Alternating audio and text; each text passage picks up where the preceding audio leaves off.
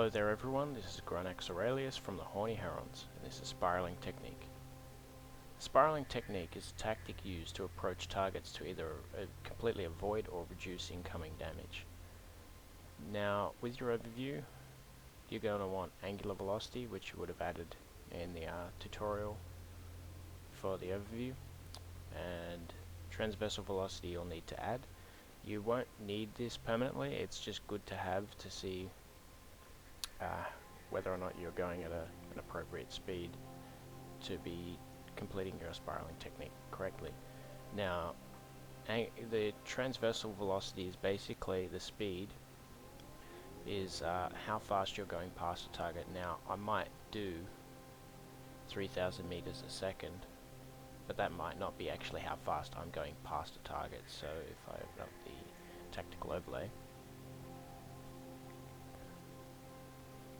I could be going 3,000 meters a second in this direction,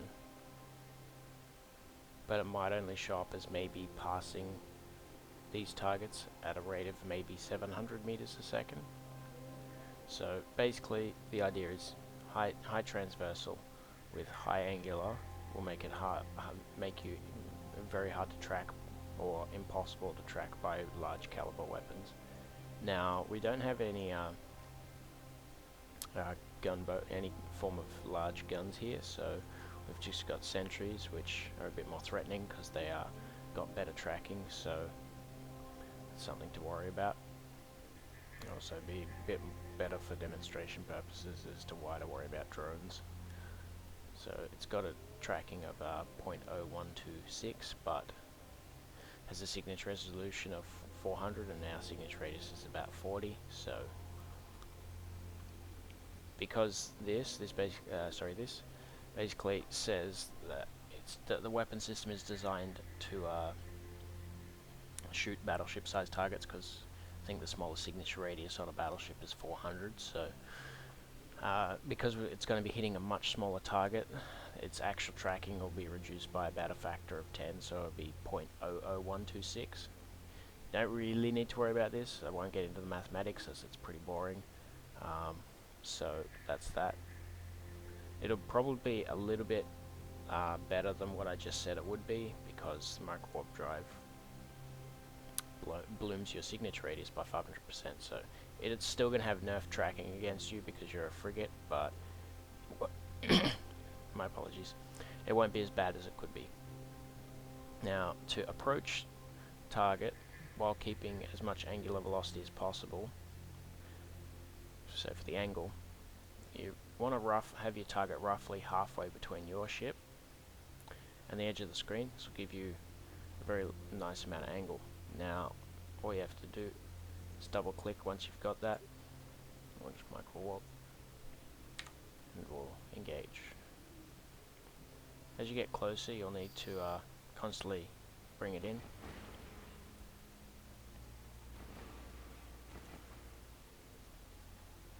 As you can see, we're doing very, very, very high transversal.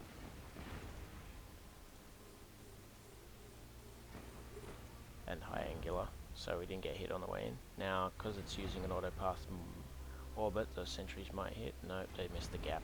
Okay, so basically, if you're in close and you want to pull away from pull range away while being shot at, you need to also manually click out to get away.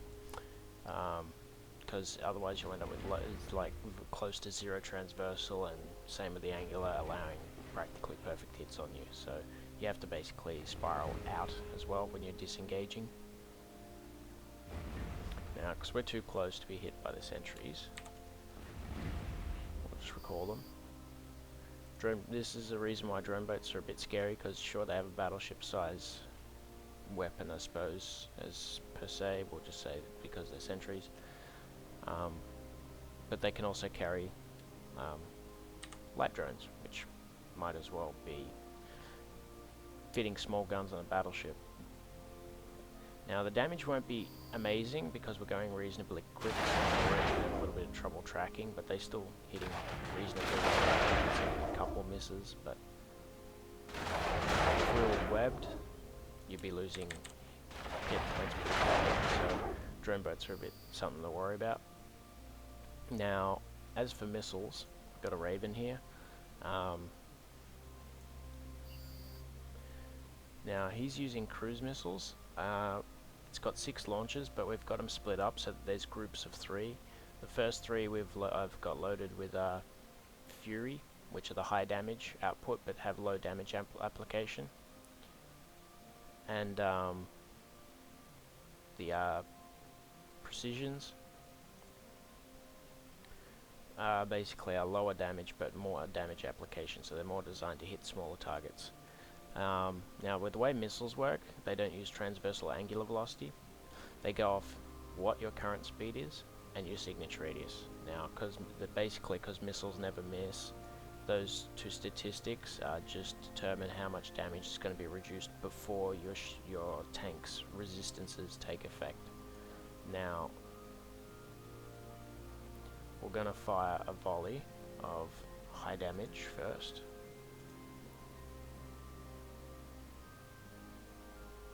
So 46. Not very hard.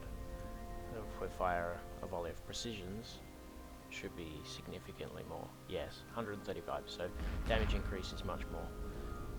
Now, ways of increasing missile damage is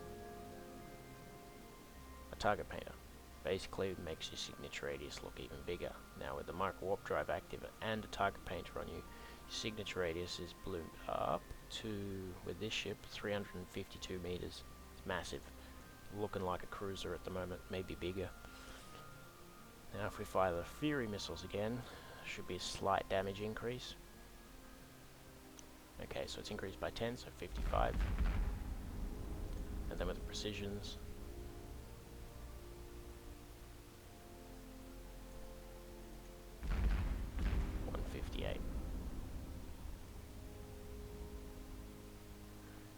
now, so basically there was a huge increase because the signature radius is already quite big. The thing that those missiles are not liking is the speed we're currently doing, so that's mitigating a lot of the damage. Now, say if we were hit by some stasis Weber fires, a pair of them, bringing us about 90% reduction, so we'll just say about 470 meters a second-ish. But we haven't been scrammed, so our micro warp drive's still running.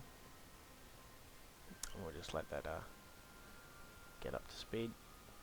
If we fire the Fury missiles, last time it was 55.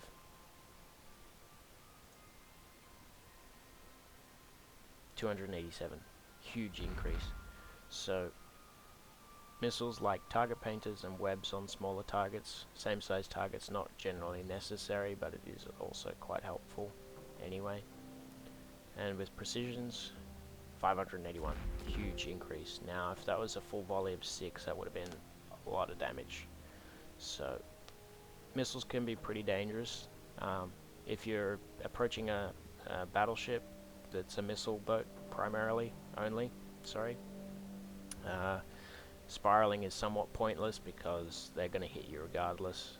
Spiraling does nothing to reduce damage. All you can really do is try and keep up as much speed as possible. Drone boats, well, yeah.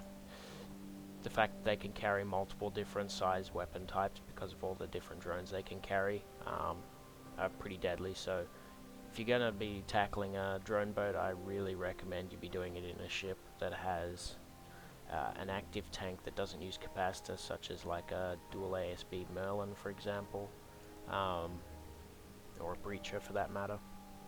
And the fact that they also, the Breacher has capless weapon system as well, so it only needs enough cap to use to keep its scrambler active, because generally drone boats will have energy neutralizers on them which will cap you out. So that's something you want to watch out. Now, all battleships will have a drone bay, and will have at minimum, if they're not dumb, is a rack of 5 light drones, so even if they are a gunboat where they're not going to be hitting you at all most of the time, they do have a defense with their light drones against smaller targets, or mediums they also carry, I think, depending on the battleship. Simply, if you're tackling a battleship and as soon as they send drones, prioritize the destruction of the drones before you decide to start shooting the battleship. Otherwise, you will die.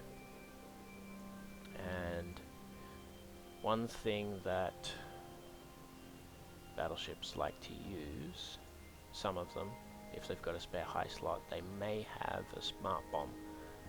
Now, they normally use this to destroy drones on them, because it takes a battleship a long time to target a drone, so they can keep damage on their primary enemy, and then they can use the smart bomb to slowly destroy their drones. Now, it has a 5-kilometer radius, so if you're a short-range tackle, make sure you're orbiting outside this to avoid damage, as they do hit pretty hard against frigates.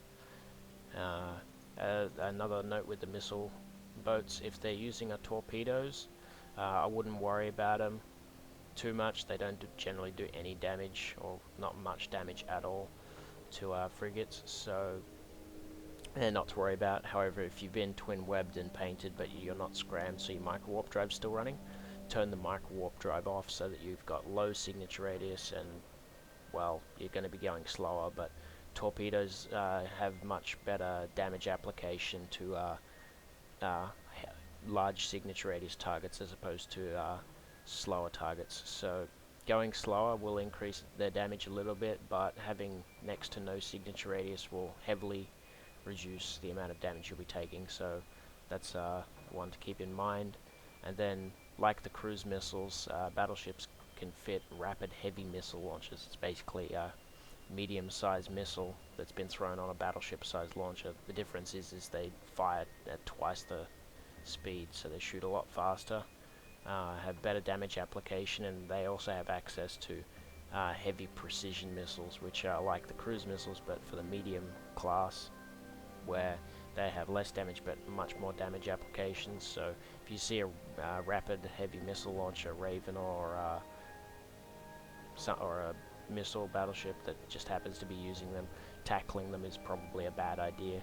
And I'll probably go back to saying try and use something that has ASBs, or sorry, an active tank that can repair incoming damage consistently. But you'll, with rapid heavy precisions, you need a frigate that has an active tank of around 300 or 400 DPS, maybe more. So that kind of limits you to one ship, and that's the Hawk. So I generally would say stay away from drone boats if you can avoid it, if you're gonna plan on taking on a battleship, and rapid heavy missile launcher battleships. So if you have any other questions, just leave them in the comments. If you haven't done PvP before and you want to do some, we do some person-to-person training as well. Just apply to the Horny Herons, and we'll see you in game.